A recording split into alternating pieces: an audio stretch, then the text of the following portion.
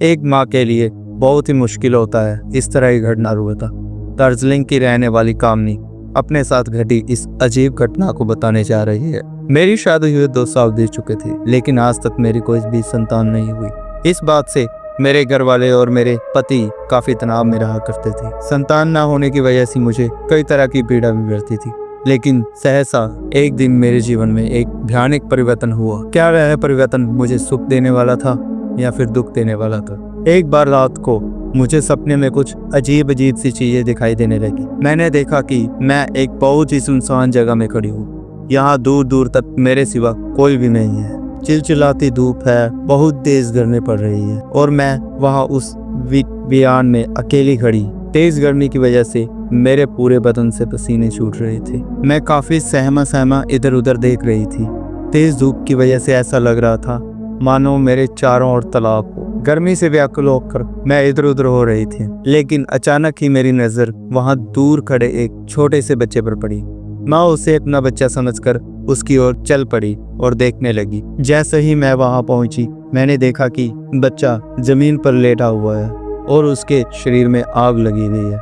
आग की गर्मी से वह बच्चा झुलस रहा था। आग की वजह से जलकर उसके शरीर में किसी सारी चमड़ी जलकर हड्डियां छोड़ रही थी।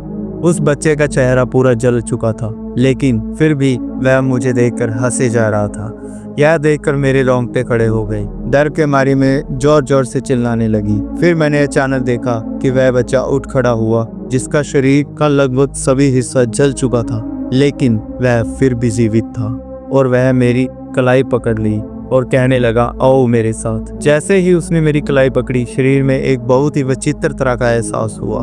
मैं जोर से चिल्लाई और मेरी आंख खुली। जब सुबह हुई, मैं बहुत परेशान थी। इस तरह के डरावने सपने आज तक मैंने नहीं देखे थे। मैं किसी तरह उस सपने को पूरी तरह से भुलाने की कोशिश कर रही थी। 2-3 महीने बाद मेरे पति मुझे एक डॉक्टर के पास ले गई, यह दिखाने के लिए कि मेरे पेट में कोई संतान है या नहीं। रिपोर्ट को देखकर मेरे लिए होश उड़ गए और मेरी कोख में कोई चीज सांस ले रही थी। मेरे पूरे परिवार में खुशी की लहर दौड़ गई थी। जो लोग मुझे ताने मारते थे, आज वो लोग मुझे बधाई दे रहे थे।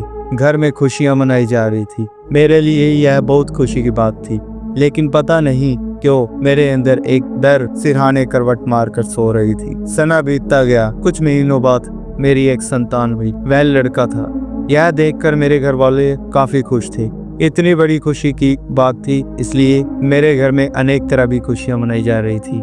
मैं यही सोचे जा रही थी कि मेरे जीवन में अचानक यह परिवर्तन कैसे हुआ। यह मुझे थोड़ा अजीब सा लग रहा था। पता नहीं क्यों मेरा मन इस खुशी को स्वीकार नहीं कर रहा था। आगे मेरे साथ क्या होने वाला था यह मुझे खुद मालूम नहीं था। 1 महीने के बाद एक बार रात को मैं अपने बच्चे को अपने कलेजे से लगाकर सो रही थी। मैं पूरी तरह नींद में जा चुकी थी।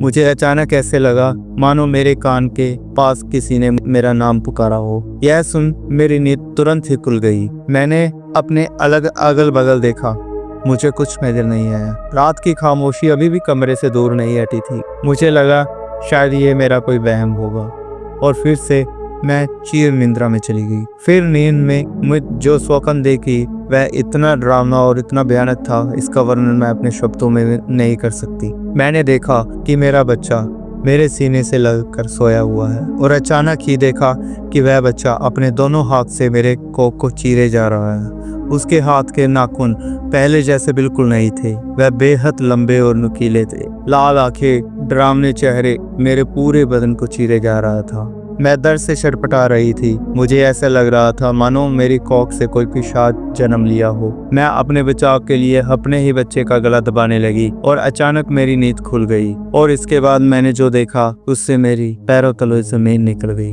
मेरा जीवन पूरा तबाह हो चुका था। जैसे ही मेरी नजर मेरे बच्चे पर पड़ी, वह मर चुका था। यह देख मैं जोर जोर से रोने लगी। मेरे परिवार वाले वहां जुट गए और मुझे लगातार सवाल पर सवाल करने लगे। और इसके बाद मेरे साथ क्या हुआ मैं इस कहानी में आपको इससे ज्यादा नहीं बता सकती।